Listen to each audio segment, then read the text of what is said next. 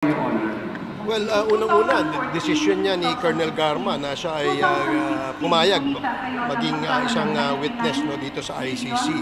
And just to make it clear, ang ating ginawang investigation dito sa Quadcom ay yung kanyang pagkakadawit dito sa usapin tungkol sa Barayuga case. And in the conduct of that hearing, may mga revelations na ginawa ito si Colonel Garma na kung saan maaaring nagkaroon ng weight o bigat doon sa ICC. Kaya siguro siya ay kinausap at siya ay ginawang testigo dito.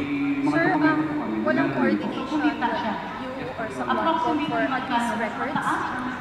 There were requests for the transcript, but that was a long time ago. I think it was early part of this year before we concluded the Quadcom. Maraming mga requests na mag-submit ng transcript. But of course, we did not comply because sabi nga natin, as we always say, every time we're asked, na hindi po tayo membro ng ICC at dahil hindi po tayo membro ng ICC ay hindi po tayo obligado magbigay ng anumang records na papaloob doon sa hearings na ginawa ng Quad Committee.